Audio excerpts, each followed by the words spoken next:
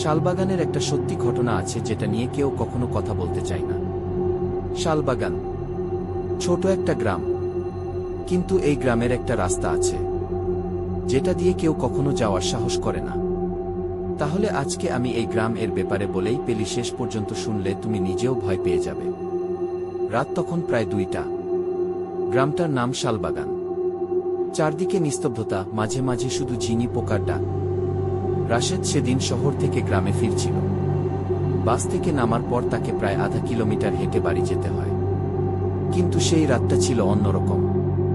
রাস্তার মাঝখানে হঠাৎ সে একটা কুকুর দেখতে পেল। কালো, পুরো শরীর কালো, কিন্তু চোখ দুটো লালচে জ্বলছে। রাশেদ থমকে গেল। এই কুকুরটা আগে কখনো দেখিনি কি নিজের মনে বলল সে। কুকুরটা ধীরে ধীরে তার দিকে তাকিয়ে দাঁড়িয়ে রইল। কোনো শব্দ নেই, শুধু সেই চোখ। রাশেদ হাঁটতে শুরু করল। কিন্তু অদ্ভুত ব্যাপার, যেদিকেই সে যায় কুকুরটা তার সামনে এসে দাঁড়ায়। হঠাৎ সে শুনতে পেল পেছন থেকে কারো ফিসফিসানি, পিছনে তাকাস না। রাশেদের বুক কেঁপে উঠল। সে দ্রুত হাঁটতে লাগল, কিন্তু কুকুরটা এবার ধীরে ধীরে তার দিকে এগোতে শুরু করল। পা ফেলছে, কিন্তু কোনো শব্দ নেই। হঠাৎ কুকুরটা মানুষের মতো করে হাসল। হ্যাঁ, ঠিক মানুষের মতো। রাশেদ দৌড় দিতে শুরু করল। দৌড়াতে দৌড়াতে সে একবার পেছনে তাকালো, আর সেই মুহূর্তেই তার বুকের রক্ত যেন জমে গেল। কুকুরটা আর কুকুর নেই। তার শরীরটা লম্বা হয়ে গেছে, মুখটা মানুষের মতো, কিন্তু দাঁতগুলো অস্বাভাবিক বড়, আর চোখ দুটো পুরো লাল আগুনের মতো জ্বলছে।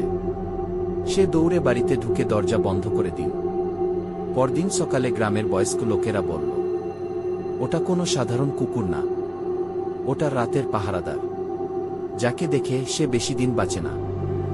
রাশেদ বিশ্বাস করেনি, কিন্তু 3 দিন পর তার ঘরের দরজার সামনে দেখা গেল সেই একই কুকুরটা বসে আছে।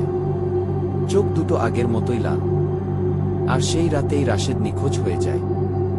আজও মাঝরাতে শালবাগানের সেই রাস্তায় গেলে দূরে কোথাও একটা কালো কুকুর দাঁড়িয়ে থাকে, আর যদি ভুল করে তার চোখের দিকে তাকাও তাহলে হয়তো তুমিও আর বাড়ি ফিরতে পারবে না।